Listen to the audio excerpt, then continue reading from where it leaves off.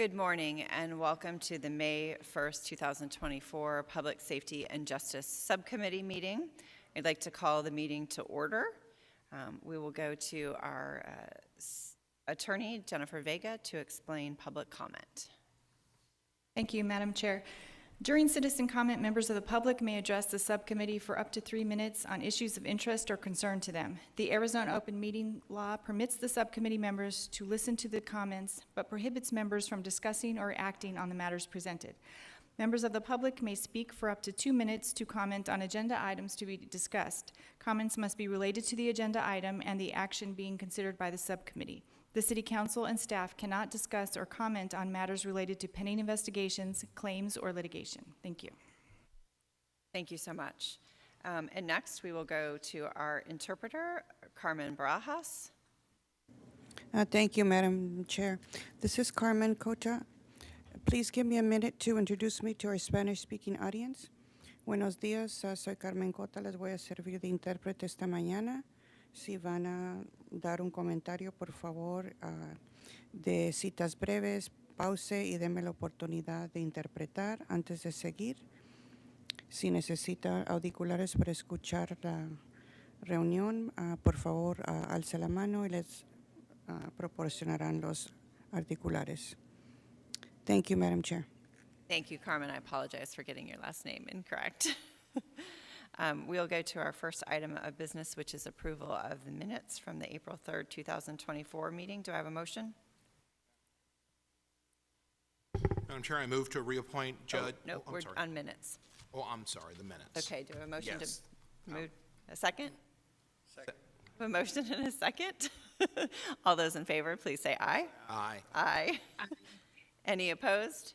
Hearing none, the motion passes unanimously. We should let Kevin do this next one. All right, our item number 2 is the reappointment of Chief Presiding Judge. Okay, hold on. Is there a motion to reappoint Judge B. Don Taylor III for another annual term as Chief Presiding Judge that would expire on June 30th, 2025, and for another 4-year term as Judge of the Phoenix Municipal Court that will end on February 9th, 2029? Motion? Madam Chair. I move to reappoint Judge B. Don Taylor III to another annual term as Chief Presiding Judge and to another 4-year term expiring February 9th, 2029. Is there a second? Second. We have a motion and a second. All those in favor of reappointing Judge B. Don Taylor III as Chief Presiding Judge to a 4-year term, please indicate by saying aye. Aye. Aye. Are there any nays? Hearing none, the motion passes unanimously. Congratulations to Chief Presiding Judge Taylor. Thank you.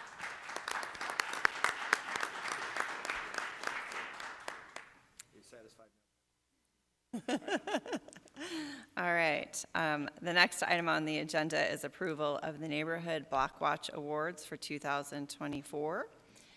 We will also have an update on gated alleys and washes. For this item, we will hear from Assistant Chief Charmaine Osborne, NSD Director Spencer Self, and Assistant Street Transportation Director Brianna Velez. Okay, shoo, thank you.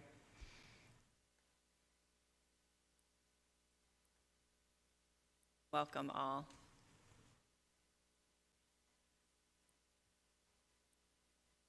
Sorry, Madam Chair. Good morning, Chairwoman O'Brien, members of the subcommittee. I'm Assistant Chief Charmaine Osborne, and as you have stated, I am accompanied by Neighborhood Services Director Spencer Self and Streets and Transportation Assistant Director Brianna Velez. A little bit of background about the Block Watch Grant Program. In October of 1993, voters approved Proposition 301, which is known as the Neighborhood Protection Ordinance. The Neighborhood Protection Block Watch Oversight Grant Subcommittee was then appointed in April of 1994. Membership of the Oversight Committee consists of 2 members from each council district, with the mayor also having a member. There's no more than 20 members on the board.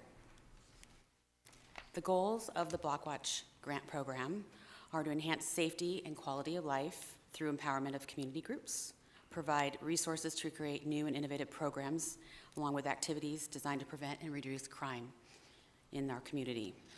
Applicants can be neighborhood Blockwatch groups that are registered with Neighborhood Services, along with co-applicants with faith-based organizations, City of Phoenix Police Departments, or excuse me, City of Phoenix departments can also be co-applicants.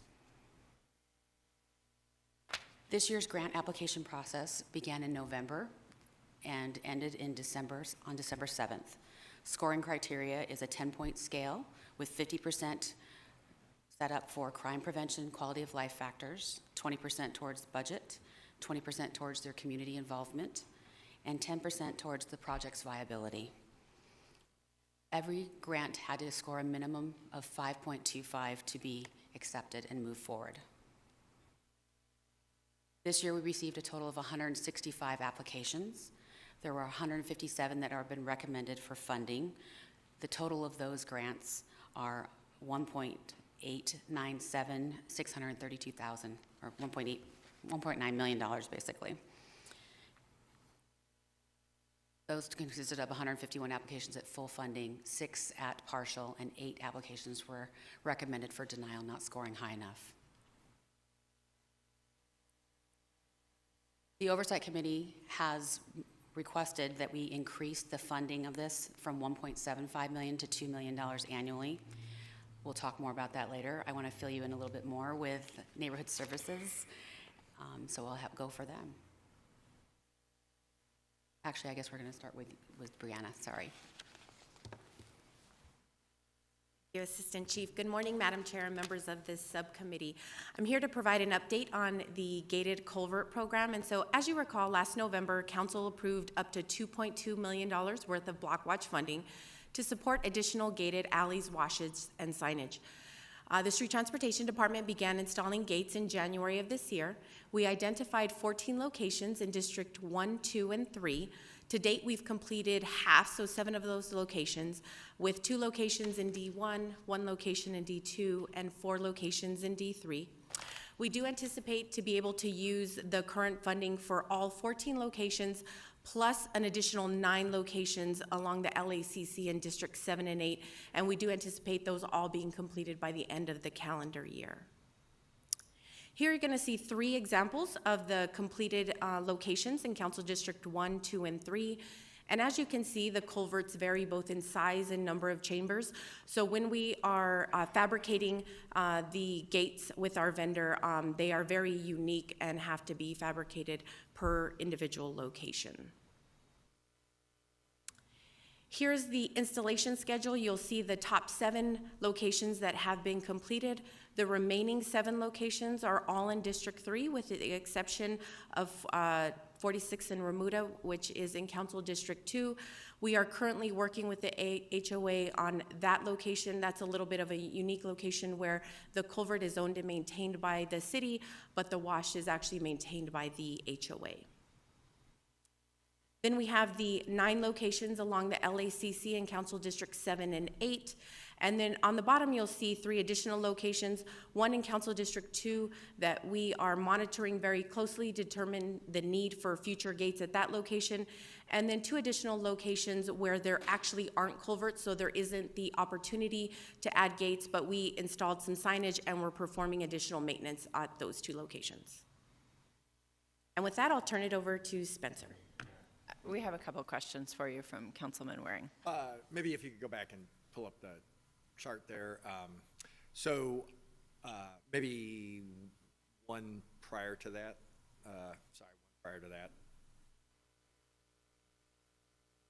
One that showed the, there we go. Okay. Looking into it, I made an issue about this, and you guys came back the first time. I didn't think District 2 was appropriately represented, but I appreciate all the work that's been done on this. But since we talked about this last, we've also had a redistricting. So I think 2 of the locations I had identified that were in District 2 are now in District 3 that you're doing. Is that correct? There is for definitely one you'll see right here. Or at least on the border, for sure. Yes, yes. So really, kind of 3 of the ones I identified are being done. I appreciate that. Even if they're now in District 3, the problem remains, and Deb had also requested this, so we had kind of worked together on that. The second point is I think it was 13, the one that cuts under Tatum up by, I think it's Remuda. So a former HOA president up there had told me there was an issue. That's how I came to know about that one, with a family living under there. But that was kind of dated information even when he told me. But still, it sounded like there had been an issue for sure. He was no longer the HOA president, though. It sounds like we own the actual area, but the HOA, I guess, owns the area to the outsides. I think I'm describing it correctly. And they decided that they didn't need it right now? Or is that there are a couple up there, so I want to make sure I'm identifying the right one? Yeah, so Madam Chair, Councilman Waring, yes, the location 13, 46th Place in Remuda, we actually own and maintain the culvert. The washes on either side are maintained by the HOA. We did reach out to the HOA. They don't believe at this point that there is a problem, but we're going to closely monitor that location because we do have funding available, and so we do have the availability throughout this calendar year to get the gates installed if we feel that's necessary. So just to clarify, I asked on their behalf. They're like, we think we're good right now. You guys are going to make sure that that's true, and we can do it later if need be. Absolutely. Because that was definitely one that had been identified by citizens and former HOA president as saying it was an issue. So I appreciate this. I really appreciate you guys going back and looking at it, putting some more money into this. I do think it's an issue. I want to say thanks. It was well done. Thank you. All right. Thank you. Thank you, Councilman Waring. Thank you. Spencer? Madam Chair, members of the subcommittee, with the $750,000 that City Council authorized for the gated alley program from these funds, we estimated we could install 136 gates, or approximately 68 two-gate alley segments. To select the alleys, we worked with the police, public works, street transportation, and fire departments, as well as the Office of Homeless Solutions, to create a list of known alleys with reported issues of illegal dumpings, encampments blocking solid waste collection access, and other activity related to blight and crime.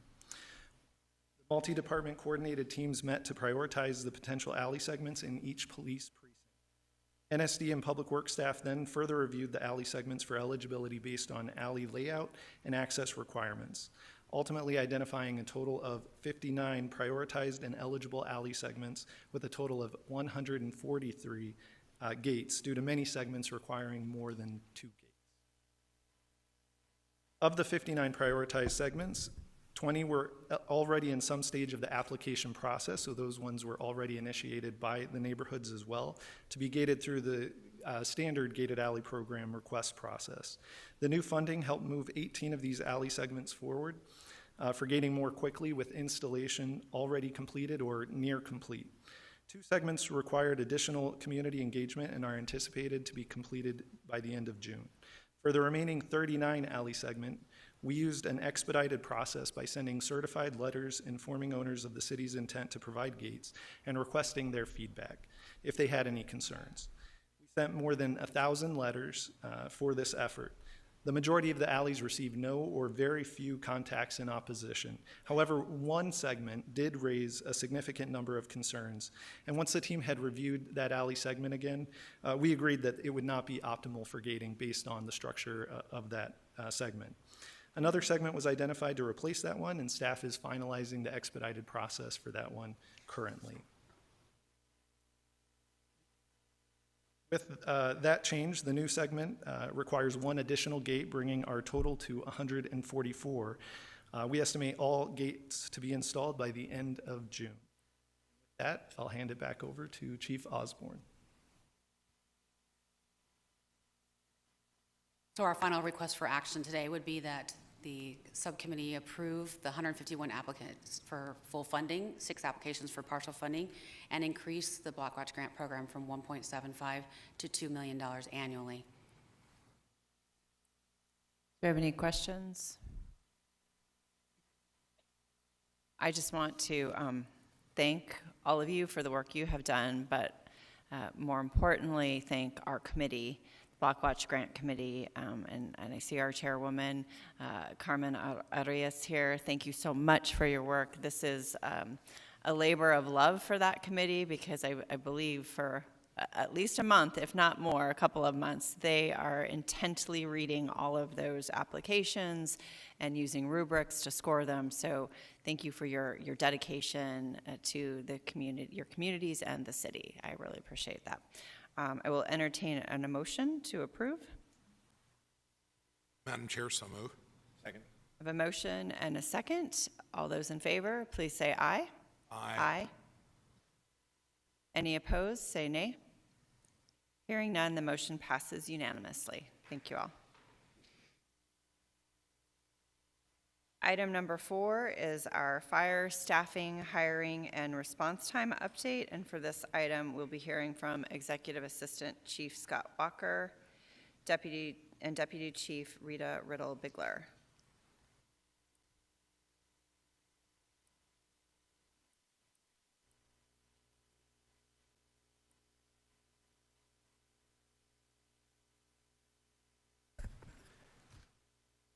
Good morning, Madam Chair, members of the subcommittee. Thank you for the opportunity to be here. So I'm Executive Assistant Fire Chief Scott Walker, and joining me today, as you said, is Deputy Chief Rita Riddle-Bigler. Chief Bigler has been overseeing our recruitment efforts for the last several years, and now has taken on the responsibility for our testing and selection process as well. So together, we will provide in the subcommittee with our quarterly update on the fire department's recruitment, staffing, and activity levels. I'll now turn the presentation over to Chief Bigler for the first portion. Good morning, Madam Chair and members of the subcommittee. Thank you for the time this morning and opportunity to present updates on our staffing and recruitment in fire. This slide may look familiar as this shows our current sworn staffing levels and is shared on a monthly basis. This is a 12-month look at our authorized positions as seen in the yellow columns and our filled positions in the red columns. We've worked hard to keep the gap narrow and hire and train the bodies that we are approved for. You may notice that March shows a more significant gap between authorized and filled positions, and this is due to the most recent approval by Mayor and Council for 48 positions for the rescue program Reinvented. If you recall, this was the conversion of our part-time rescue units to full-time. Our plan is to train these 48 members over the next 3 academy classes by placing 16 additional members into each class. Let's take a look at our testing and selection process and some of the notable trends that we are tracking. This slide shows you the data for the last 8 testing processes for firefighter recruit. You will notice that some years we did not hold a test, for example, 2018 and 2020, and that is because we didn't have a need for one. The blue columns represent the number of applicants for the firefighter written exam. The orange columns represent the actual number of applicants that show up to take the test. And the yellow column represents the number of people that pass the written test. The average is 40% of those that apply make our eligibility list. It is apparent in the graph that there is a downtrend in our numbers. However, we are fortunate we are still able to fill our needed vacancies, and we remain proactive in our recruiting efforts, which I will share with you in my next slide.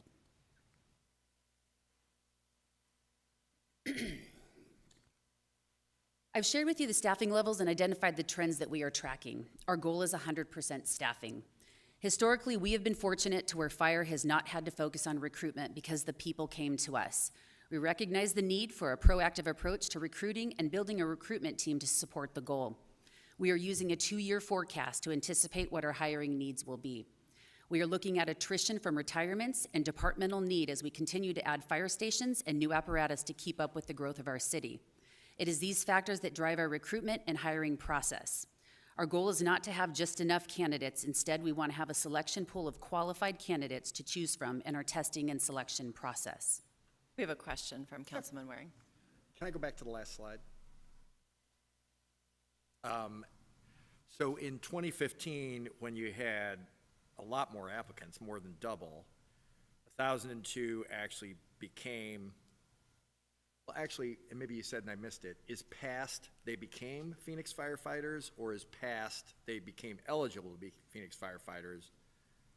Which is it? That yellow column represents the number that passed the written test, then they could move forward in the process. So they could move forward, so they didn't necessarily become No. firefighters. Nope, just put them on eligibility. I guess my concern was in 2015, with a lot more people applying, about 40.5% actually passed the test, but with way fewer people applying in 2024, only about 36, 37% passed the test. that seems to imply to me, might be misreading it, but like we're losing qualified applicants at a faster rate than or people who can pass the test anyway, faster than we're losing people who, being a firefighter just wasn't for them. Do you have an explanation for why that might be? Has the test changed at all, or? So the testing has not changed. We've actually done the same process for decades now. This last 2024 test came upon us pretty quick because we have 3 academies going through in 2024. I guess I would just say, over 1,300 fewer applications. It's not free to take the test for them. It's time lost, studying that they did, and so forth. It's not free for us. You got to administer the test. It's better if people who this just isn't going to be for them don't take the test in the first place, because that's just wasted time for everybody. It's not even a learning experience like maybe not getting through the training would be, because it's really just a test that doesn't lead to anything. But it is concerning to me, that drop in people passing the test. It seems like we want to get back some of the 1,300 who might have done well on the test and potentially could have moved on. And we're not really weeding out beforehand the people who this just isn't for them. So I don't know how to do that, but that's definitely something that if it were me running this program, that's something I'd be looking at, is that drop. It's not a huge drop, but it's 10%.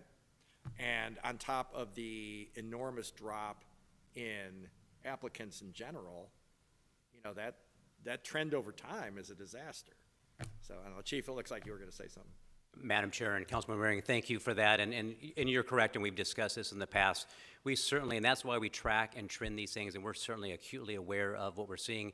We are fortunate, comparatively speaking, to most city departments, that we still have a robust pool to select from, but the trend is what it is. And so, as you'll see in a few slides, our recruitment efforts and our testing selection process, we are looking to change that, to address that.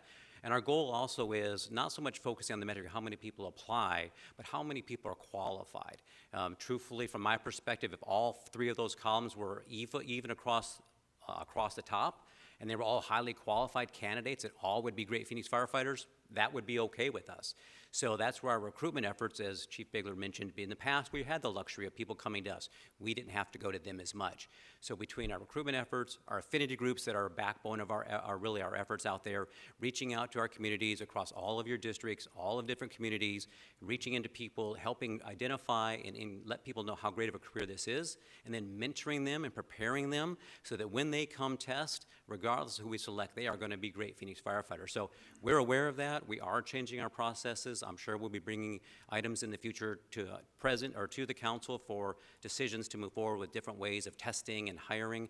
But we are acutely aware of that. We appreciate your comment, your input, and as you said, it is our responsibility to manage and watch this. We are, and we believe we are making changes that you'll see over the future to address that. Because we do not want to get in a position where we simply don't have enough people, and not just enough people, but enough qualified people to be Phoenix firefighters. Yeah, I mean, if you don't pass the test, Madam Chair, then you're not qualified. It just doesn't. It's kind of that's a binary choice there. You're passing it or you're not, and you're not moving on if you don't pass it. Can I ask, can you take it more than once? People do that?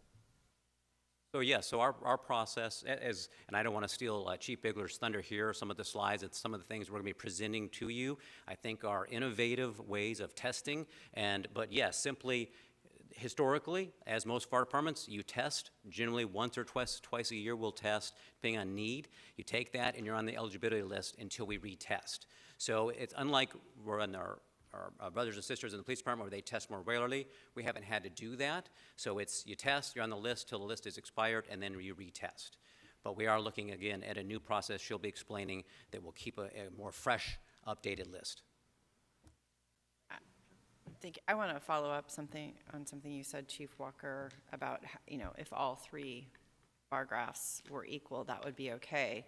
But just because they applied does not mean they are eligible to become firefighters. Is that correct? I mean, I realize they have to pass the test, but excluding that you pass or you don't pass. An applicant we don't screen them out before they test, is that correct? Madam Chair, that is correct. It's very easy to apply. Obviously, it's an online process. You apply, and then we do have criteria that starts reducing that pool, as you see.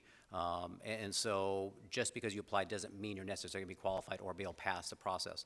And I think we have to point out, too, the world we're in today is different. There are opportunities in the IT and technology sectors. There's opportunities for people out there. So competition for resources across the board, public and private sectors, is a reality, and that drives some of this as well. And that's why we really want to be proactive in those recruitment efforts to make sure that people know how great of a career it is to be a Phoenix firefighter and to work for the city of Phoenix. Okay, thank you. Please continue. Chairwoman, I have a question. I'm sorry. Yes, go ahead, Councilwoman Guardado. Thank you. Chief, I just have one question. So here on the folks that passed the 407, if that trend continues the way it is, I mean, it's my understanding that in the next year or two, we have a lot of eligible people for retirement. How does that affect these numbers? Are we going to be short firefighters once people start retiring? Do you have those numbers by any chance? Madam Chair and Councilman Guardado, yes, we track, as Chief Bigler mentioned, we run a 2-year forecast. We're fortunate with our retirement system and the drop to really be able to forecast when people will be leaving. So we track those numbers. We actually plan out for 2 years. Through attrition is when we plan for our testing and selection processes and our training processes. So for instance, right now we're planning over the next 2 years. Each year we'll be hiring approximately 110 to 140 new firefighters. It will be our need based on known attrition, based on new fire stations are coming online. So what we know today, that's our need. So right now, 407 does meet our needs. But again, we want to make sure that that number does not continue to go downward. Having a testing process more regularly allows us to capture people when they become interested or eligible, as Chief Bigler will explain a little bit further here. So we want to maintain, again, that robust pool. So right now, 407 meets our needs, will meet our needs on an annual basis. We generally are not going to be hiring ever any more than 150 people a year. That would be a very large number in any 1 year to hire for the Phoenix Fire Department. Great, thank you.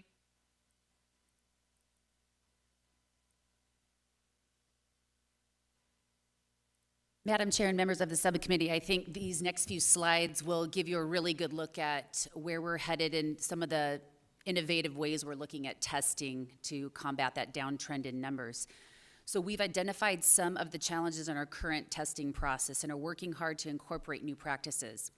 Some of the changes we are looking at will help us to improve this noted trend line we showed you earlier and extend a farther reach to potential candidates, allowing people to test online and conduct their first interview through a virtual platform. We would also like to establish a consistent testing timeline so that those people that want to be Phoenix firefighters will actually have the opportunity to test 2 times a year and remain active in our hiring process. This will help us pick up candidates that may test for other cities because they do not know when the Phoenix process will be. And in addition, establishing a defined testing schedule will allow us to pick up candidates that may need to complete some of our requirements, such as obtaining their EMT or performing their candidate physical ability test.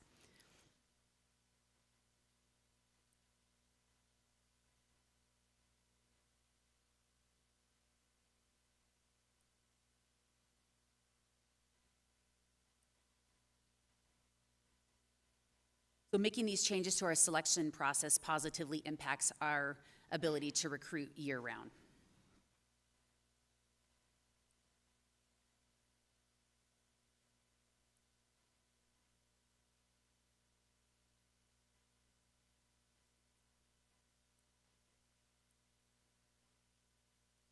Let me actually tell you about our actual process. Apologize, Madam Chair. Her notes got out of sequence with the slides, so we'll correct that real quick.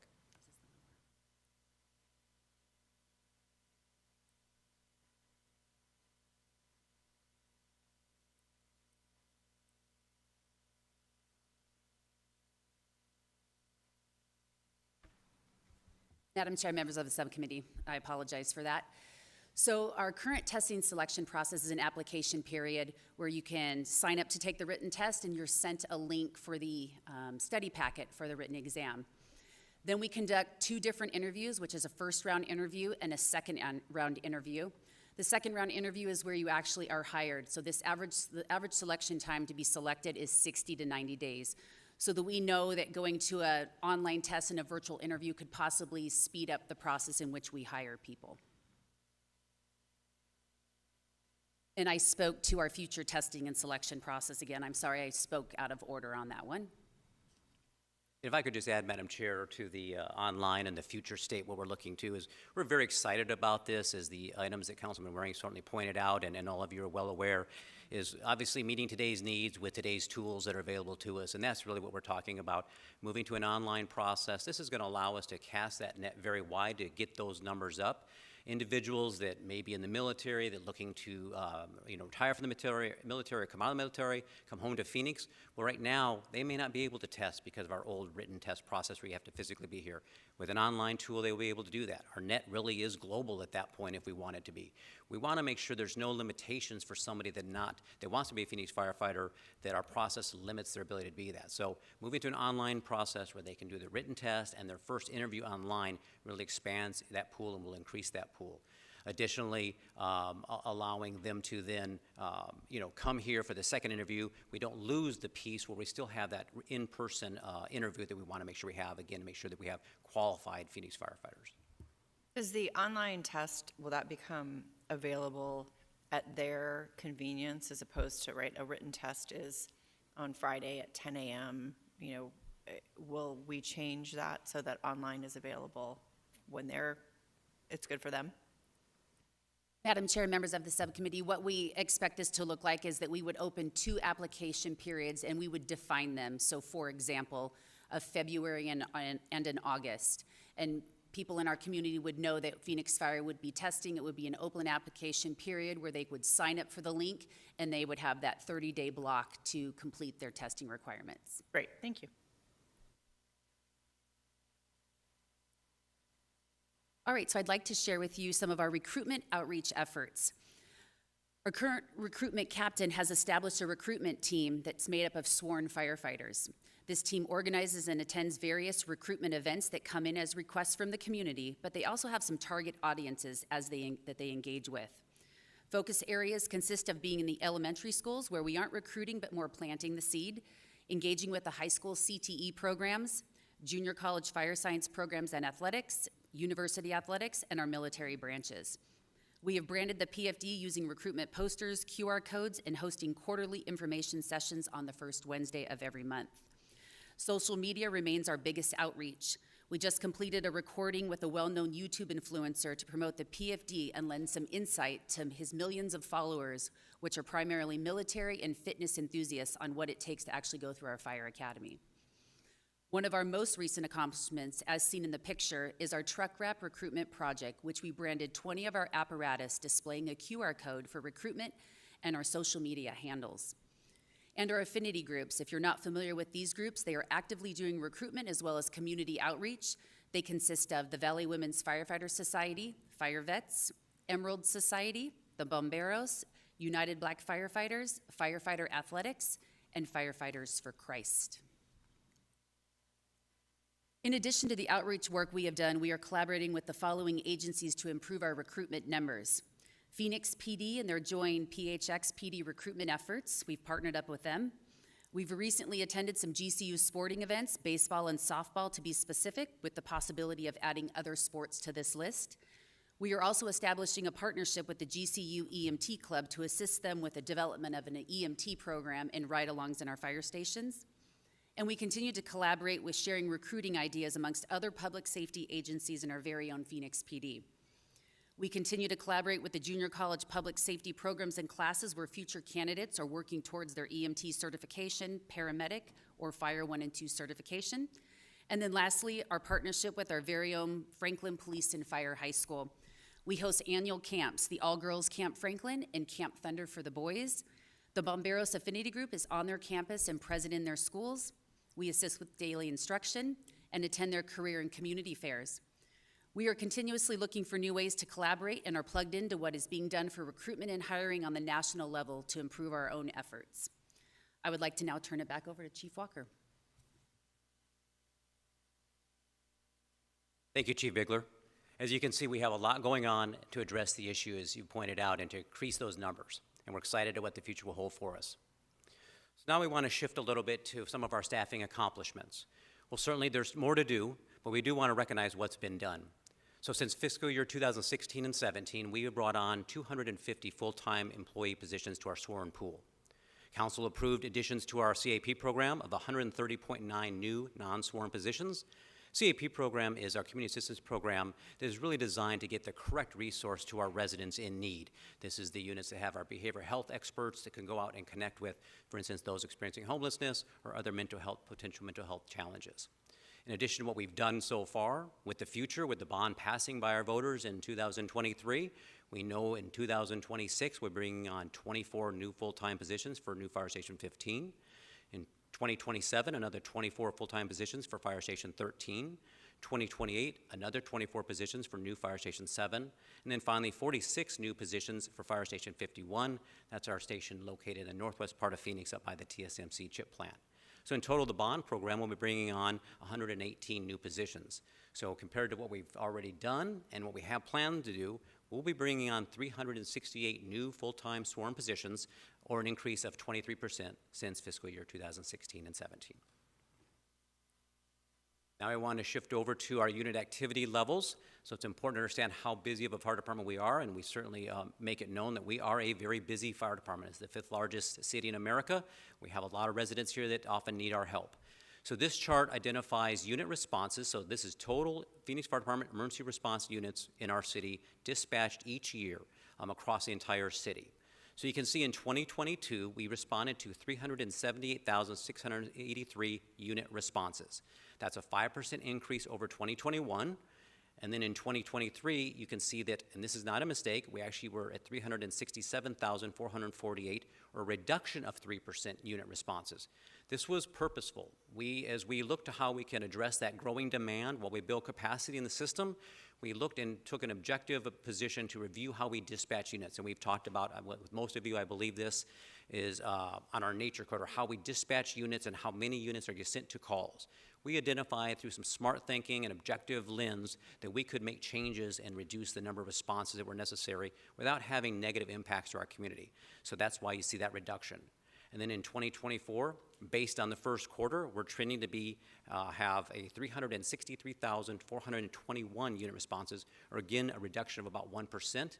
This includes the nature code impacts we've talked about. Also, our CAP program is now coming online as we get those units more staffed. Again, getting the right resource to our community in need and not have to send a fire truck every time.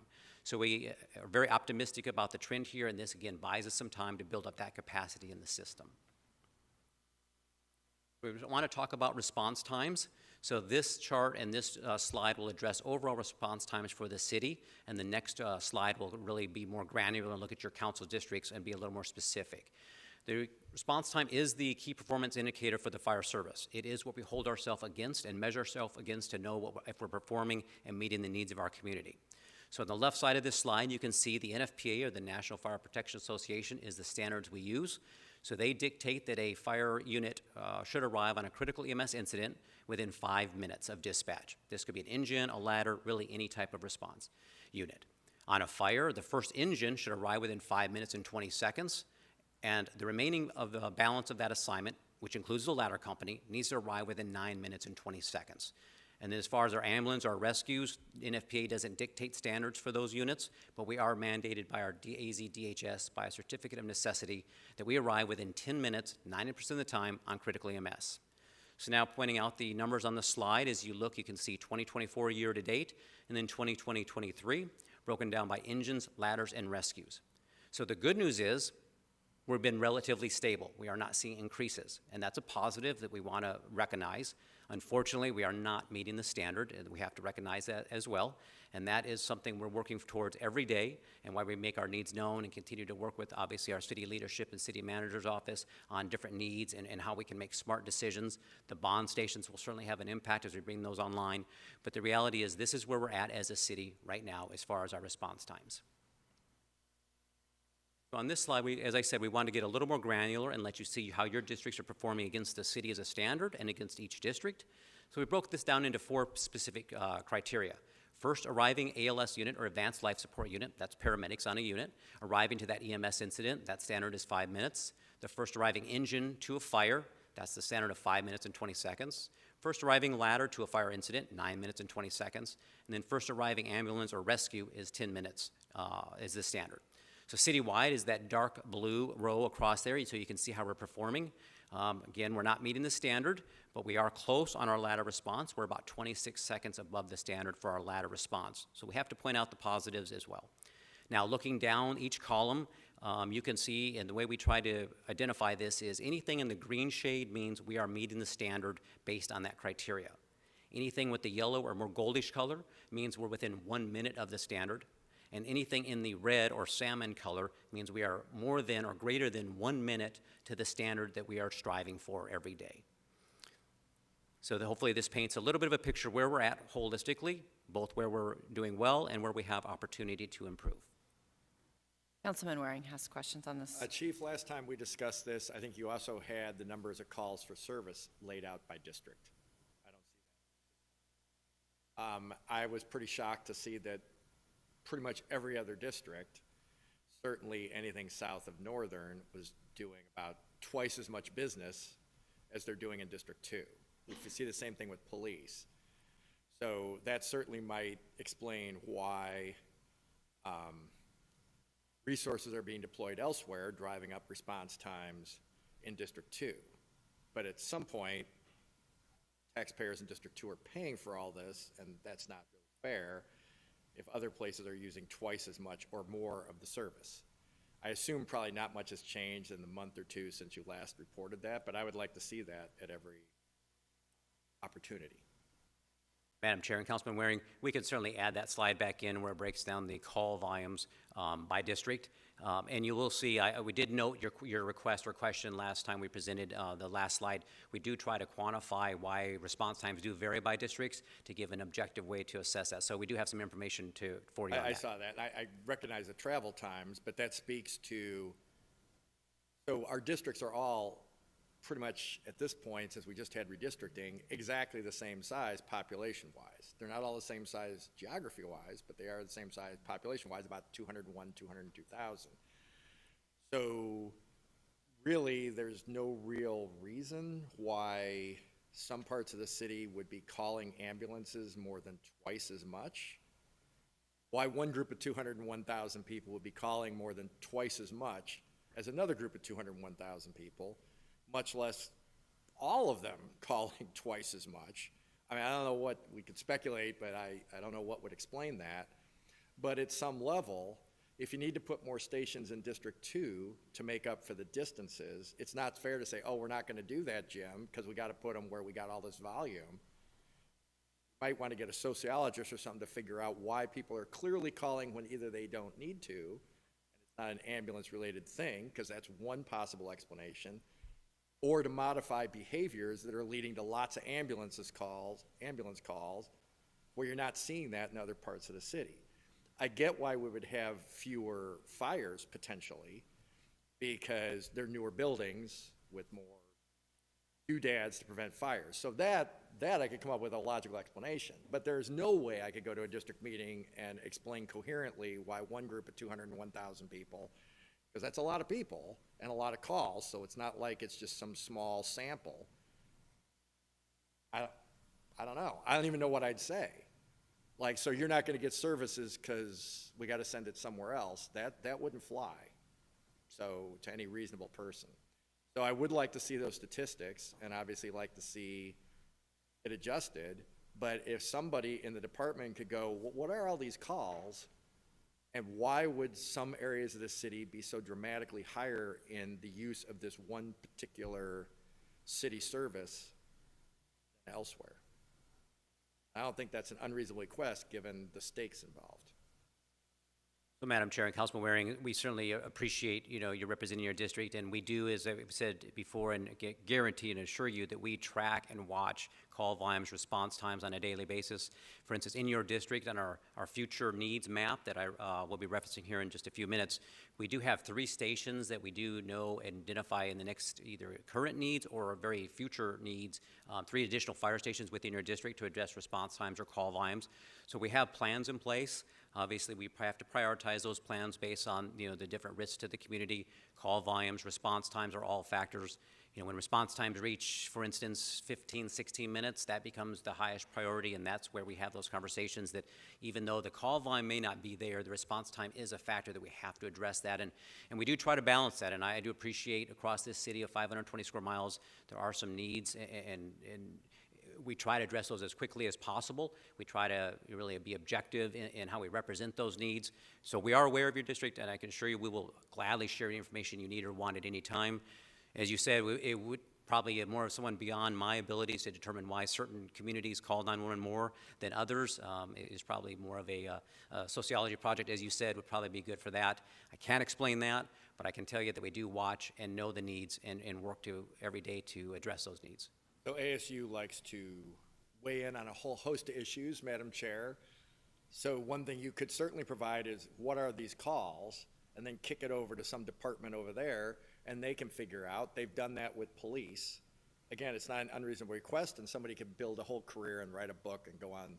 I was going to say the Phil Donahue show, but that would have just dated me. So even Oprah, I guess, would date me. So whatever the latest shows are in the Dr. Phil or something, and they can explain this phenomenon. But it is something that deserves an explanation. And your police brethren tend to send the resources where the crime is, which generally speaking isn't in District 2. But I have cautioned them, someday if you have some school shooting or a tragedy, and it takes forever for officers to get there because they're all down on, some other part of the city, generally speaking to the south, that's going to be hard to explain. For Ann, but, travel times up in the north, I think, are somewhat similar. So it's just something to think about. If something were to happen, we are going to have to explain this. So bad on me for not thinking to ask about how many calls per district until I was well into my tenure on this council, but I was shocked to see those statistics. And unless you're going to tell me it's all fixed and it's better, I'd like to see that every time we get one of these reports.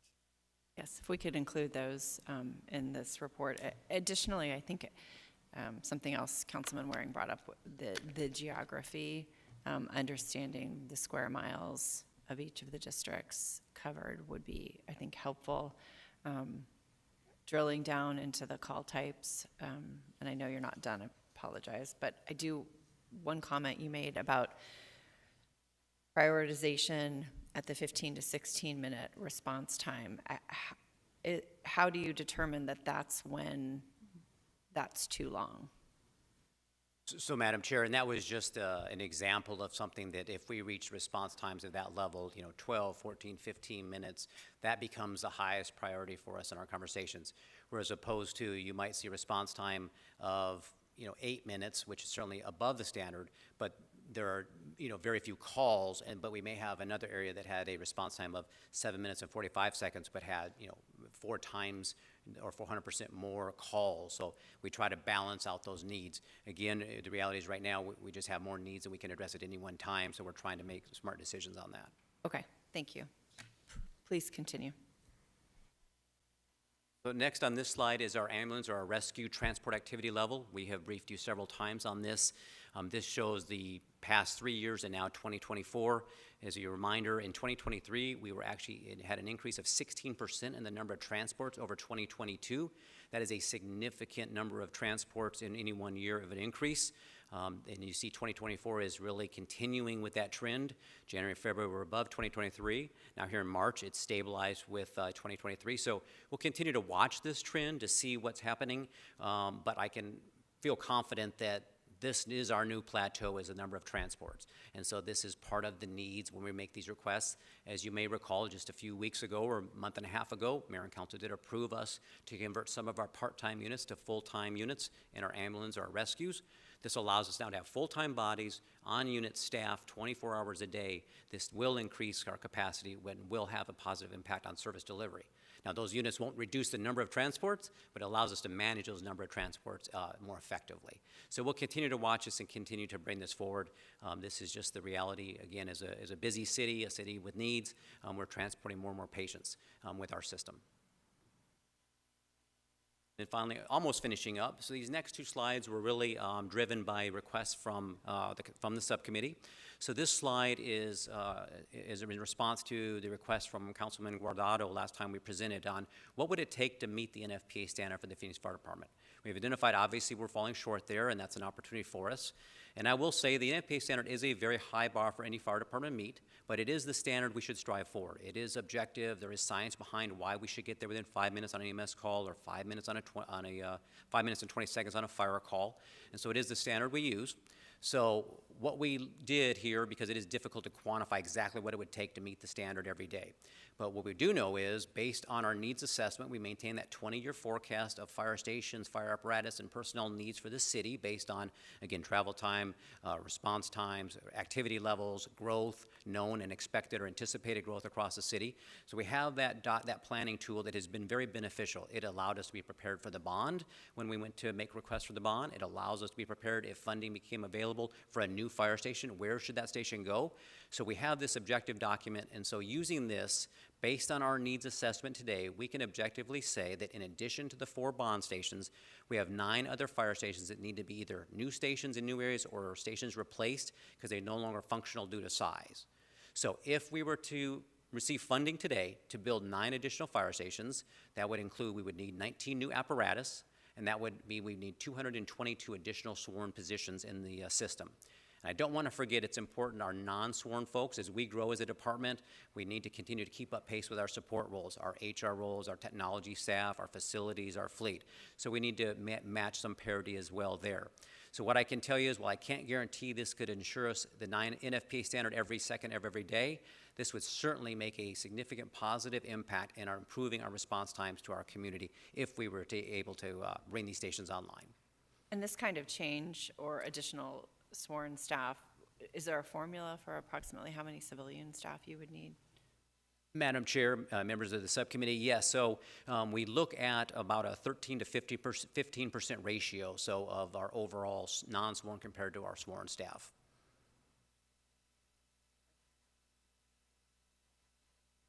And finally, our last slide in response to Councilman Waring's question or request last time we presented is, why do response times vary by council district?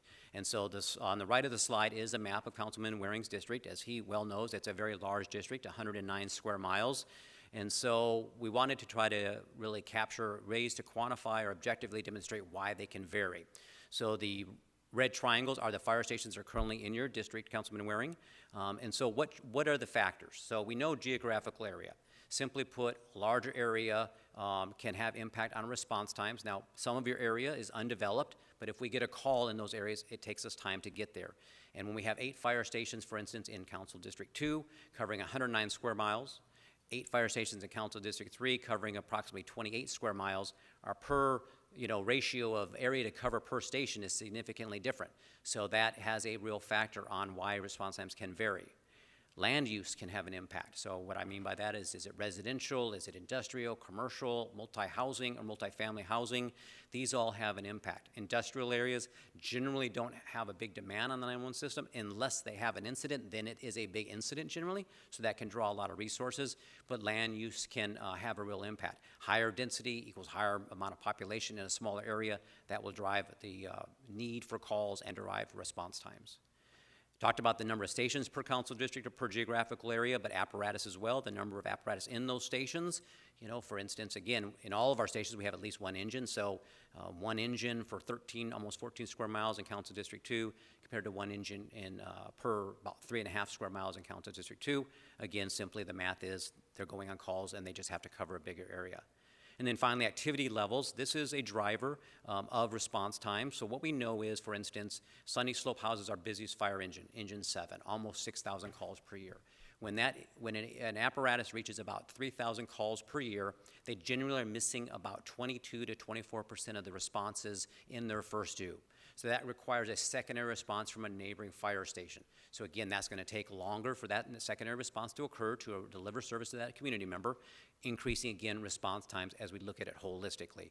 So activity levels simply do drive response times. If a unit's not there, they obviously can't go on the call. Another unit has to cover. Again, in a larger area in your council district, if Engine 49 is on a call at Dynamite and Cave Creek Road, that's on a call, obviously Station 45 is going to have to respond. That will have a larger or longer response time. So these are all things that truly are objective ways to demonstrate why response times can vary in any one council district. Hopefully this provides a little bit of understanding and context of that in a way that's not just subjective and us just saying it is this way. So hopefully that answers your question, Councilman Waring. Thank you so much. We have one public speaker on this item, Brian Willingham.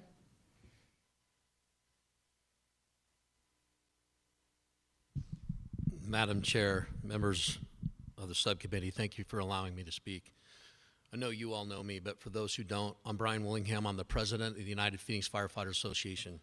I represent 2,800 firefighters in the Valley, 1,800 in the city of Phoenix, sworn firefighters, the best men and women firefighters in the country. We've been struggling for a long time. I would be remiss if I didn't back up for one moment and acknowledge the work that Chief Bigler has been doing for recruitment. It's a struggle for everybody, not just our fire department, right? But I do want to say, and I just want to add to one thing that was in her presentation that she doesn't have control over. We have beginning firefighters making under $19 an hour. That's a start. They have to work 54 hours a week before they can acquire overtime, and they're mandated to work 56 every week, okay? So they work a 56-hour work week. My daughter's 23 years old. She makes $32 an hour at TSMC. There's a lot of nuance to that, a lot of benefits, differences, and I'm not trying to compare an apple to an orange, but I'm just giving you an idea. We have firefighters living in their parents' homes to this day that have been on the job for a few years and can't get out of their own parents' homes. The presentation that Chief Walker gave, a lot of those, the data is very difficult to decipher. So I want to kind of remove some of the complication for members of the community that might be watching this. I want to be very clear about this. Whether it's a metric that states that we have a 9-minute response time or a 7.5-minute response time, and in some cases over 10 minutes, we have 40 trucks running approximately 4,000 calls a year. The sleep deprivation, the PTSD, the cancer that our members are exposed to, it's drawing people away from this job. You want to know why our recruitment levels are down? That's one of the many reasons. For the purposes of me making this statement, Phoenix Fire Crisis was created 2 years ago. Anybody can access that online. Councilman Waring, you made multiple statements that I appreciate. You shouldn't be having to fight for one truck with other council districts. All of you should have what you need to provide service to your community, whether it's your mom having a stroke, your father having a heart attack, or your baby drowning in a pool. Nobody should be waiting for 7 minutes. It's unacceptable. We are not doing what our community deserves. I can't phrase that any other way. You said, what if something happens in your area? I would argue, and I would bet money, something's already happened. Whether somebody died or their quality of life was impacted because we weren't there soon enough. That's happening. I wish I had an hour to share with you folks today. These folks are trying. Our city manager is amazing. Our city manager staff, from Lori Bays to all of our HR, they've done a wonderful job. They've increased our pay. Everything is on track. We're trying, right? But we don't have the money to add the resources. We need 20 more stations. That's a fact. Yeah. Yes, we have a bond. It was fantastic. It added 4 more stations, not nearly enough. And by the way, those numbers and those bonds that were expressed, and that wasn't disingenuous, by the way, but when you see the numbers for the bodies that go to those stations, those are for capital improvements only. Those bodies are not approved and paid for yet. Right. Thank you, sir. Thank you. Okay, Councilman Robinson. Madam Chair, thank you very much. And I think President Willingham kind of hit on several things that I was going to ask about, but I'll make mention of a couple of things. And Chief Bigler, I think the first question I'll have for you, going back to the testing and the selection trends that we're seeing, and I think it's more anecdotal than anything else, but are the trends that we're seeing here in Phoenix pretty consistent with what we're seeing across the country in the fire service? Madam Chair and Councilman Robinson, yes, that is correct. This is a fire service trend that we see all around the nation. We're having these conversations on a daily basis and collaborating with all other cities outside of Arizona as well to talk about what they are doing. And with regard to the recruitment outreach efforts, how effective have your affinity groups been? I mean, they've been around forever, for as long as I can remember, and the fire service has always been, in my mind, or what I've always been able to see is, you know, you guys always have people there. You always have large classes, large groups taking the test and such. But I guess the question I have is, the affinity groups, are they effective in helping you recruit people that you ultimately hire? Madam Chair and Councilman Robinson, absolutely. They're a foundational part of recruitment. They extend the olive branch to what we officially do for recruitment efforts in the fire department. They also, just because of the diversity in the groups, they get in front of those groups. This isn't a traditional career. You've got to be physically fit, mentally capable, and because of the work that they do in the community, they are a vital asset to what we do. Thank you. And I think one of the last questions, and like I said, President Willingham hit on a couple things with regard to response times, and I think I want to echo what he said. Several of us in this room know a gentleman, I won't use his name, who had an accident in his home. Luckily, Station 13 was not far from his home, was able to get to him. And what we know now is they were able to get there quickly enough, but the doctors have told him, and he shared with me, had there been a little bit more time in the response of the fire department, he and I would not have been talking. It just wouldn't have happened. So, like I said, President Willingham hit on it. I know we are trying to do everything we possibly can to add to the fire department, the fire service, because it is critical. The response times, I look at them, they're scary. You know, I was up on a ladder not too long ago, and I quickly got down off of it because I was the only one at home at the time. You know, and you think about these things, and it's rattlesnake season. You know, there's just all these other issues that people are going to be subjected to. So your points are well taken. I know with this subcommittee, we're doing everything we possibly can, but I want to thank all of you for the work that you do. Everyone in the fire department, not leaving the police department out, but we're not talking about them right now. But with regard to the fire service, you guys are doing a tremendous job with what you have. We appreciate it, and we will continue to do what we can to add to that so that the response times aren't what they are, that they get, you know, that we're able to shrink them. So thank you very much for your presentation. Councilman Waring. Just one thing, and I think I mentioned it, Chief, last time, but one thing that's particularly concerning about this is just the long-term trend. The police, I don't have their numbers in front of me, but really it kind of fell off the table in 2020 in terms of number of people wanting to be police officers and going through the process and so forth. I mean, it just plummeted. That was more identifiable reasons, so that's bad in one way because you got to change those reasons, and that's hard, particularly something as dramatic as that. But also, at least we could explain it and try to address it, even if that's difficult. You know, this has just been more of a drip, drip, drip over a longer period of time. Again, I don't have the police numbers right in front of me, but I think that's fairly accurate. And I don't really remember hearing about a firefighter, I don't know how to phrase it, not a crisis, but I mean just that younger people weren't as interested in being firefighters until more recently. That's only kind of been on our radar. The police, it wasn't particularly a huge issue until suddenly it was. And then it was a crisis because it came on so fast. So this is concerning. There must be a narrative that I was unaware of. I mean, Brian touched on a few of the issues, you know, that maybe we could turn around or try to address. I know you guys are trying to do that. You mentioned the CTE.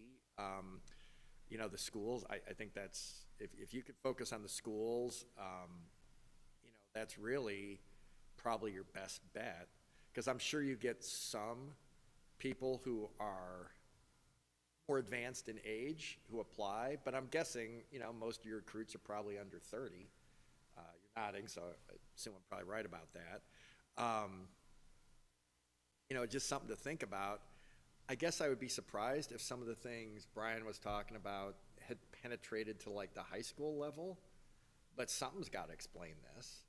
You know, there wasn't some defining incident or incidents like there were in 2020 for police that you can point to and say, okay, took it up, and then here we are. I guess identifying that, maybe you could call your friends at ASU when you're calling about the other stuff I sent your way. Maybe they would have some thoughts. But what explains this? If you can't explain it, it's going to be pretty hard for you to address it. Might be things you're like, how is this seeping out and affecting recruitment over, you know, a decade? You're basically giving us a decade of data. Something to think about. Thank you, Councilwoman. Chairwoman, Yes, Councilwoman Guardado. thank you. I guess, Lori, I have a question for you, just given what Brian was just talking about. In terms of the class income study and what we just approved, why do we have firefighters that are still making $17 an hour? So, Mayor, members of the council, or members of the subcommittee, excuse me, Councilwoman Coronado, excuse me. The class and comp study looked at a market analysis of how we compare to other valley cities and other peer cities that we compete with as it relates to firefighters in this case. And so that was the result of that. We look to be a market leader in this classification, just like in other classifications.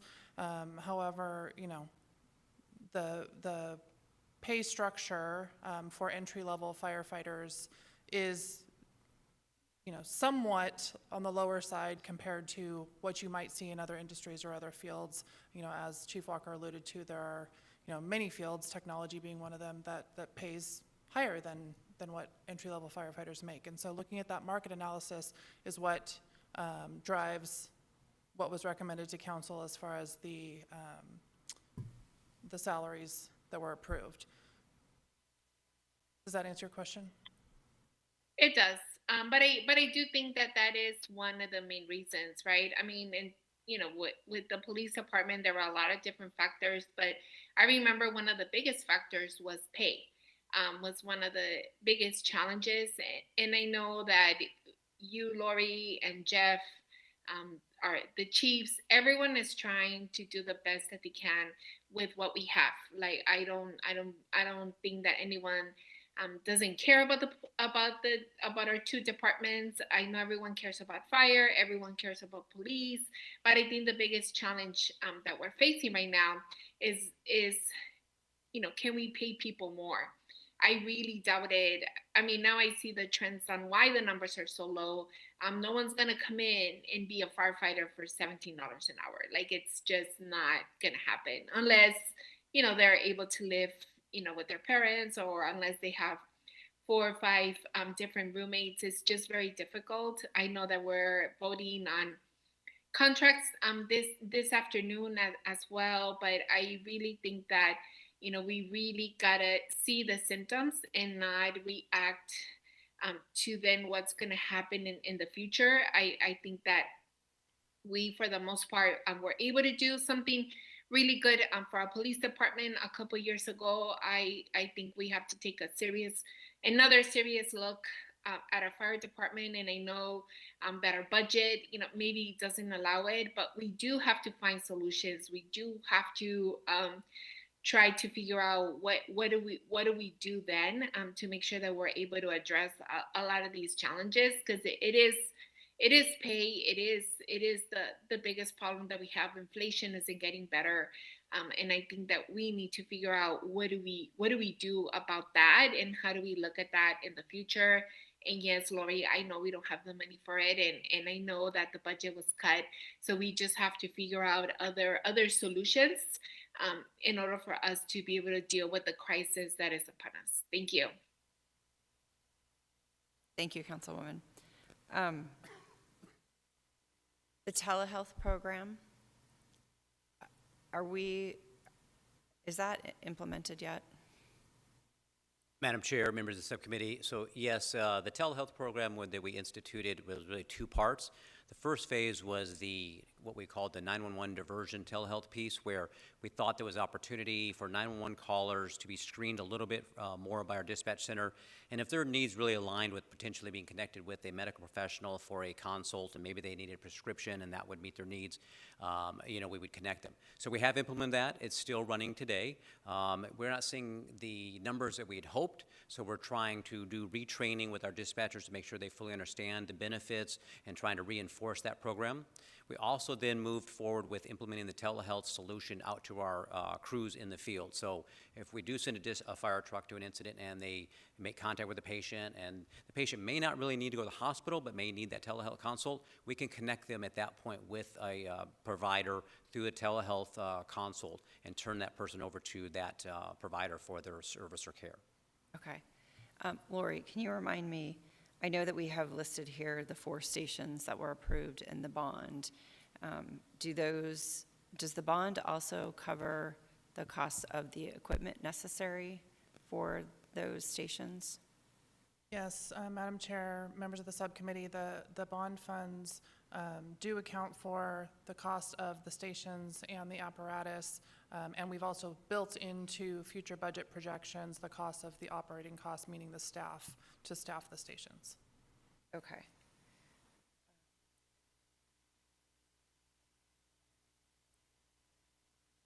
And then the stations that you identified in slide 14, those are either, I know you have an extensive plan for if somebody dropped lots of money in our lap, that this is where it would go and how you would do it. Is this in priority order, or is this just the stations that you've identified? So, Madam Chair, members of the subcommittee, this is in priority order as of today. It is a little dynamic, and we do monitor that. If we see, all of a sudden new growth happen in an area that wasn't planned, that could maybe change it. But we also are using this for the next bond program. Obviously, Station 70, I know you're familiar with that station. That is a high priority need. That is why it's on the top of the list there at 39th and Cactus. Again, on that, so this drives our requests. It drives our future bond requests. So it is in a priority list as of today. Okay, I appreciate that. And were we to come into a bunch of money, you would put all of these stations in today to meet the service needs of our community? If you could. Madam Chair, members of the subcommittee, yes, we can confidently and objectively explain or demonstrate why these stations are needed today to address our different needs, whether it be travel time issues, activity levels are so high when you see on their functionality.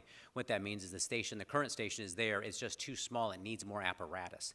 Station 33, 2030 Cat is a perfect example. It's an old station, we've expanded it many years ago. It's simply too small, it needs more apparatus for the amount of calls, the demand for service in that area. Okay, well, I appreciate today's presentations and the comments. This is incredibly important that, as my colleagues have all said already, that we ensure we're providing the services to our community members in an expeditious manner. At my community meeting on Friday, we unfortunately had an incident where a community member, I'm going to call it passed out, not because I'm a doctor or know anything, but thankfully Chief was still there and a couple of officers, and we did have to call for services, and she was transported. But it is nerve-wracking to wait for sure, and so I look forward to us having these continued conversations about how we work this into future budgets and get the stations across the city that we need so our citizens have those response times that are lower. Thank you very much.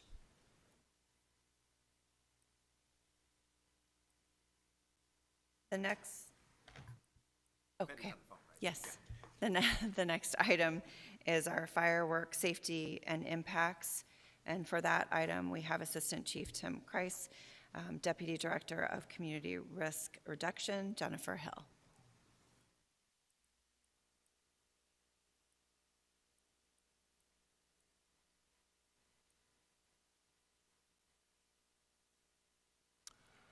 Good morning, Madam Chairwoman, members of the subcommittee. We're here, like you said, to talk about the Phoenix Fire Department's fireworks safety programs, and thank you for the introduction of our new Deputy Director, Jennifer Hill. So we'll just jump right into it. Thank you.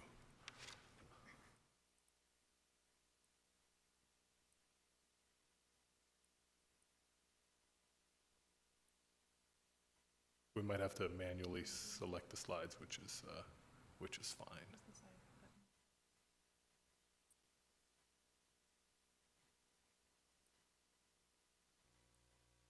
There we go. Thank you very much, staff. Appreciate that. So starting with fire prevention, the Phoenix Fire Code does prevent the sale and use of consumer fireworks in the city of Phoenix. However, Arizona revised statutes supersede this requirement during specific dates and allow the sale and use of fireworks, for example, New Year's and the 4th of July.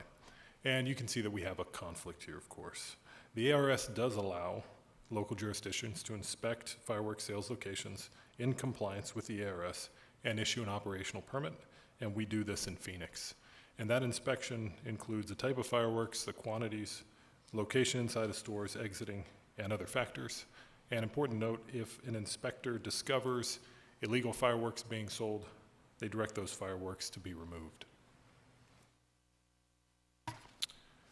Taking a look at which fireworks are legal and which ones are not in accordance with the state law, those essentially that stay on the ground are okay in compliance with the state law when use is permitted per state law. And those are ground sparklers and smoke devices and ground spinners, sparkling wheel devices, fountains, etc. Prohibited by state law are those types of fireworks that essentially go up in the air. So you're looking at bottle rockets, Roman candles, reloadable shell devices, aerial shells, and other fireworks that go up in the air are prohibited by the ARS.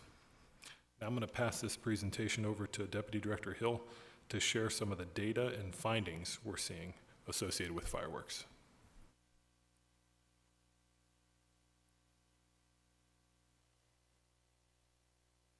Madam Chair, members of the in 2020 National Fire Is your microphone on?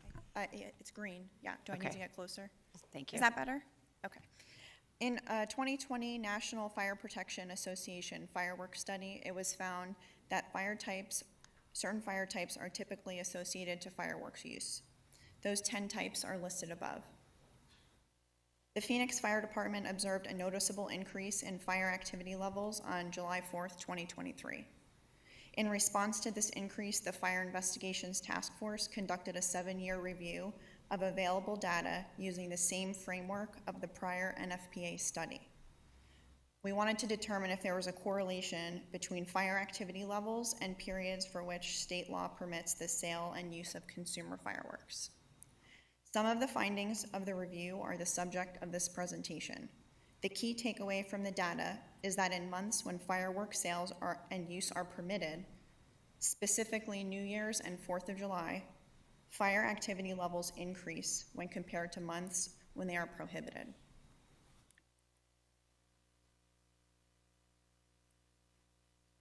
The typical range of fire calls for service on a day when fireworks are not permitted are between 7 and 21 incidents per day, which is depicted above in the green box. The graph also shows the fire activity for the 10 fire types previously mentioned in the data review for New Year's, the last 7 years, as well as the days prior to and after. You can see call volume is significantly higher than the normal daily average call volume. From December 30th to January 1st, Phoenix Fire Department saw a 161% increase in fire calls for service.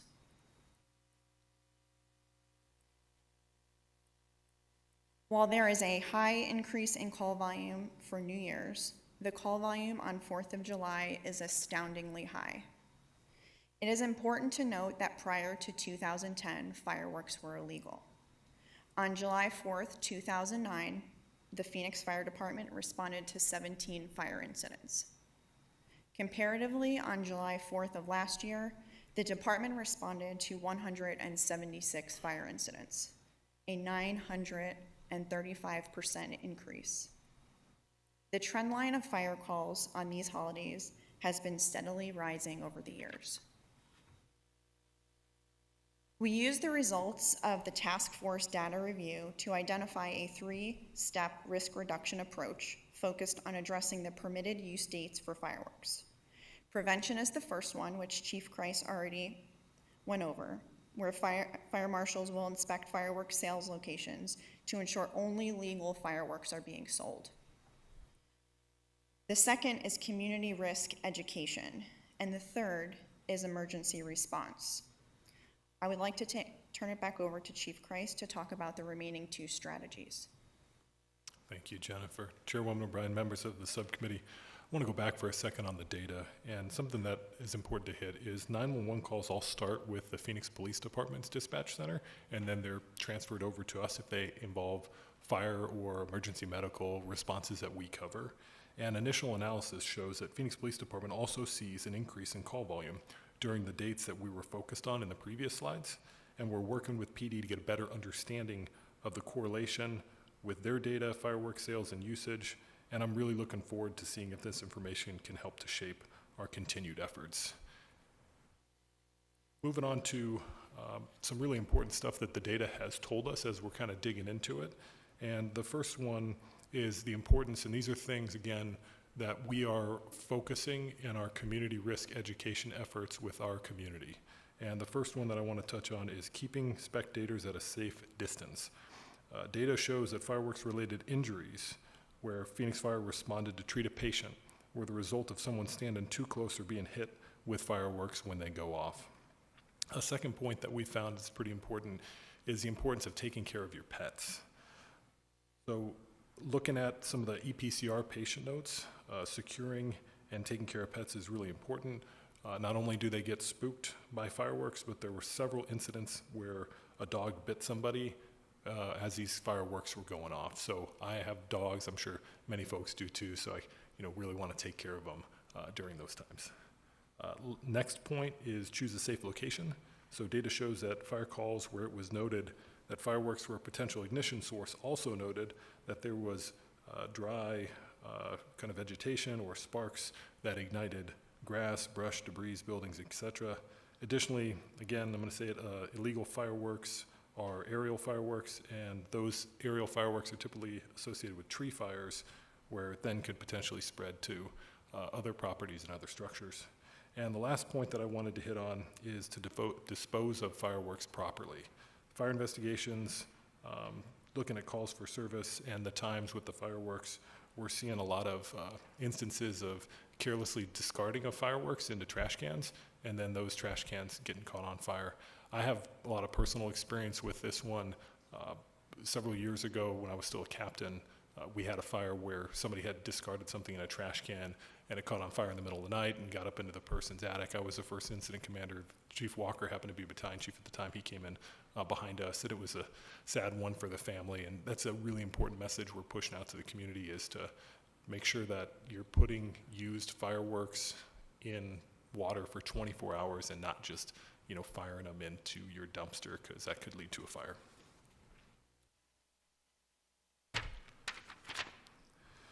So moving on to community risk education a little bit more, we're doing a lot relating to community risk education and fireworks. I'm going to focus on a few key elements of our program. On Thursday, December 28th, the Phoenix Fire Department held its annual holiday safety media event, which included the dangers of fireworks. The Phoenix Police Department joined the event to discuss the legalities, and media interviews were conducted in both English and Spanish. And I want to note the police department has been an excellent partner in our community risk reduction efforts. Ahead of the New Year's holiday, the Phoenix Fire Department leadership team joined Valley Watch to share safety tips, including hazards of fireworks. We are really excited about this next one, and that is the Celebrate Safely brochures. These are we created these bilingual and they're educational brochures that we're going to share ahead of the 4th of July this year. And the intent of these handouts is to educate the community on fireworks, permissible use compliant with state law, burn awareness. The distribution of these will be conducted through each fireworks sales location that is inspected and permitted through the Phoenix Fire Department's fire prevention section. We always really proud of our communications team on the social media outreach. You all are seeing those frequently, so that's a major part of our community risk education strategy. And then your offices will be receiving comprehensive outreach packets to share with your constituents. We have a question from Excuse me. Councilman Waring on this slide. So I appreciate the brochures and everything, but I don't mean to be negative, but I just, at some level, I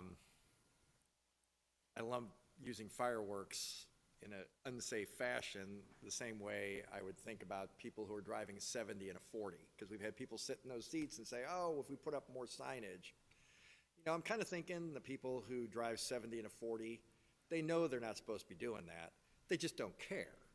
So I'm not sure how many of the people that fall into that, I know I'm not supposed to be doing that, but just don't care, are going to read your brochure, or if they do happen to stumble upon it, are going to be moved by it and modify their behavior.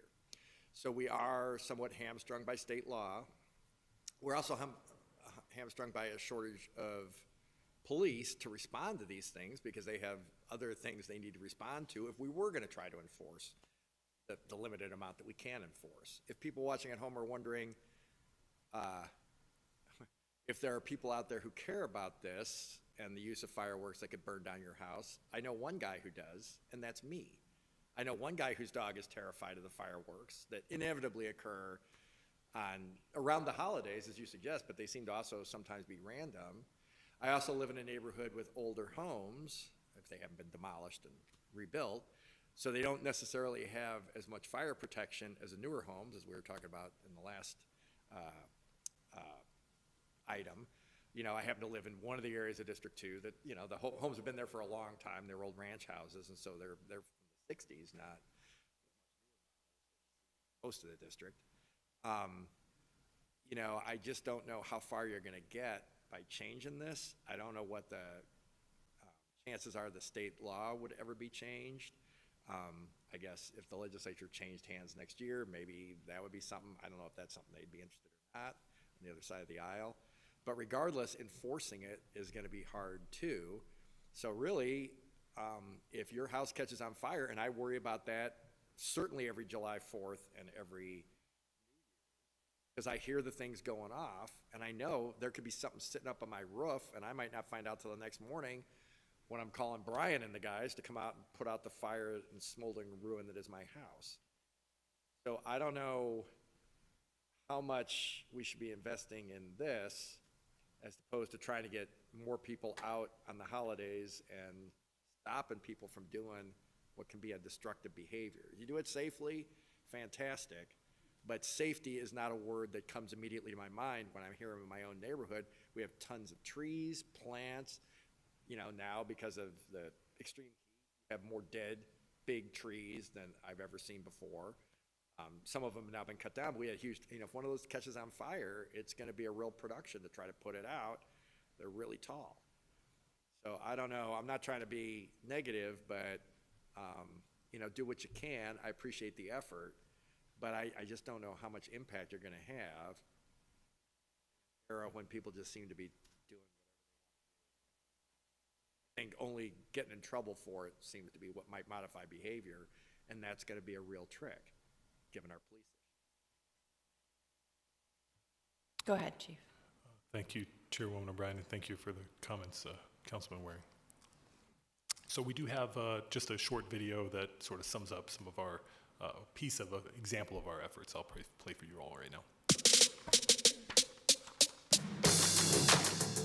Today we're giving you examples of legal fireworks and illegal fireworks. There are some inherent dangers that we need to make sure that we are aware of. And just because it's legal doesn't mean that you're completely safe from it catching fire. We've got dry brush, we've got fences that are wood.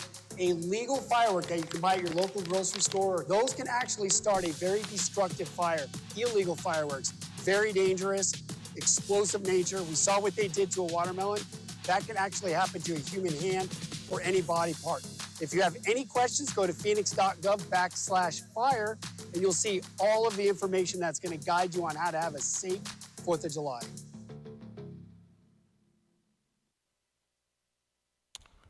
Moving on, so we covered the first two strategies the fire department has, prevention and... Of course, Councilman Waring. Really what you're trying to get for this, Chief, publicity to warn people about the dangers, right? That's why you're doing the video. But if memory serves, you may remember the incident. I cannot remember the player's name. I think he was a defensive end. There was a New York Giant who I believe blew a good chunk of his hand off with fireworks mid-career. I think he came back, got a huge contract, and played for maybe Tampa or something. Now, that got a lot of publicity. A ton, way more than you could ever, I mean, way more. We're not going to give you a budget where you're going to get millions of dollars in national publicity. Sorry to disappoint if that was the expectation. Your numbers show use of these things has only skyrocketed since that incident happened. So it's a nice video. I mean, again, I don't know how many people are going to see it, but I wouldn't count on that changing this dynamic. I just don't want to raise any false expectations for people watching. You maybe already know this, but I don't want to be negative. I appreciate your efforts, but it just seems like this is going to be a tough uphill climb. Thank you, Councilman. Thank you. The last sort of piece, we talked about prevention, we talked about community risk education. The last tool that we have is emergency response. And looking ahead for July 4th, the fire department's well prepared from an emergency response perspective. We've spent a lot of time sharing information on our fireworks safety programs, of course, and we're always ready to respond to emergencies of all types during summer months. We have excellent programs to protect our firefighters from summer heat. Our firefighters are well trained to respond to fires and other emergencies. And along with our wildland urban interface program, we often stand up supplemental fire response units when needed and weather and conditions sort of dictate as such. And the last thing I wanted to hit was this one, which is if residents observe illegal fireworks sales out there, we want them to report that to the fire marshal's office, the Phoenix Fire Marshal's office, and the website is pfd.prevention@phoenix.gov or via phone at 602-262-6771. And of course, residents should always call 911 for fires and other emergencies. Councilman Waring? Yep, and I would just say this. So I get a fair number of calls about this. Like some other issues, like I get calls about B&Bs and people talk to me like I never even heard of it before, the short-term rentals. I'm like, well, the one next to my house had a huge rager and 4 guys were arrested in my yard by Phoenix PD who had no idea who I was. So I know something about how that can impact you. There's always an undercurrent of somehow I live on some mountain somewhere and don't understand these real-world problems like fireworks in a neighborhood. What I would suggest is there's some way to let people know, because we have this conversation every year, sometimes with the same people, they really should be calling their state legislators and then helping us recruit more police officers and firefighters to fight the inevitable fires and arrest people who are doing things they shouldn't be doing, and the legislature to give us more authority to do something about it. I mean, I think, I'm looking for you for assurances that we're doing everything we can within the law. I can tell you that messaging from either Christine in my office or myself, that never seems to get us very far. But we do try to explain, as with the short-term rentals and stuff, we're aware of the problem, in my case very personally, and we are trying to do what we can do, but we can only do so much. We can't violate the law. If something's illegal, we can't go arrest people for doing something that's illegal. So I guess I just like yes, we're doing everything we possibly can, but we're not going to solve every problem or make every fire that's caused by this go away, correct? Chairwoman O'Brien, Councilman Waring, that is correct. Yes, we are doing everything we can. For the fire department, we engage with our community in 3 principal areas. That's emergency response, fire prevention, code enforcement, and community risk education. And I can tell you we're really pushing hard on all those fronts, especially community risk education. And we'll know what happens on July 4th, 2024. I mean, we'll either go up, we'll go down, we'll stay the same, and we're going to have to react to that to have an impact on this for our community. Well, I appreciate you trying. I wish all success, but frankly, as a citizen myself who's had this issue, I'm not counting on it. But I appreciate that you're trying at some level. Thank you. Is that the end of this presentation? Wonderful. I have just a couple of quick questions. Can I report on my Phoenix 311 if I find illegal or I'm somewhere and see illegal fireworks?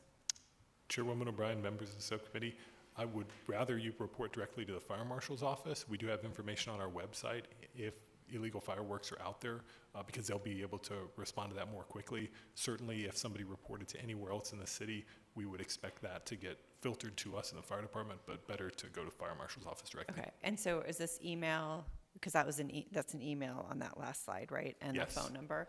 Are those monitored just Monday through Friday, 8 to 5, or is it 24/7? How's that? Yes, those numbers are monitored. Normal business hours is what the fire marshal's office works. Okay. In the community safety points, you talk about, choose a safe location. Are we helping to folks understand in your pamphlets what a safe location looks like? Chairwoman O'Brien, yes, that's absolutely right. That is the focus. Our community risk reduction efforts is to provide clarity to the community on all those points. Okay. I appreciate your efforts, and you all came to my community meeting on Friday to present to my community, because much like my colleagues, we all get inundated around a couple of times a year with the firework emails, as we call them in the office, and we also refer them to the state legislature. Additionally, though, we invited the 15 legislators that somehow represent District 1. Very thankful for the 3 who were able to attend. Senator Bravo, Representative Collison, and Representative Schwiebert came and stayed to have conversations with some of the community members about their concerns after the meeting. So we hope to continue that dialogue and see if we can make some headway there. I would appreciate the fire department's help in those efforts. This is a frustrating, I think, thing for us to all deal with, but appreciate that you are making some efforts to try to turn the tide on these calls. Councilwoman Guardado? Yes, thank you. I guess just one suggestion that I have, Chief, is that if we can just, the Marshall number, I think that is something that we should be putting everywhere, because I think that people, some of our constituents sometimes confuse when to call 911 and when to just report illegal fireworks, or when to just report, it's July 5th, it's July 6th, and the fireworks just continue to go off. So if there is a flyer that you have, I like that slide that you put up with the marshal's number. If there's a way where we can get that in a form of a flyer, like a small flyer, so if we can get that in a form of a flyer, I think that would be helpful. And as we are going out there and educating people on where to call, how to call, and what, when do you call 911 and when can you call an alternative number, which seems to be the marshal's number. Thank you. Thank you, Councilwoman. Our next couple of items 6, 7, and 8, are on for information only. Do we have any questions or comments? I'm not seeing any. Do we have any additional? Thank you both for your presentation. I apologize for my lack of manners there. Do we have any additional call to the public? No additional call to the public. Any future agenda item requests? Once, going twice. Y'all know where to find me, I guess. So with that, we will adjourn the meeting. Thank you, everybody.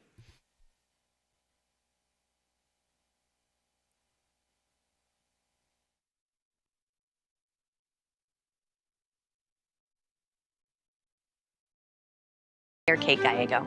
What if I told you that the cure for cancer will come through Phoenix, Arizona? I believe that it will. Nearly 20 years ago, the city of Phoenix partnered with business, education, science, and medical visionaries to make a substantial investment in the medical and biosciences. Today, our life science leaders are driving translational discovery, which is also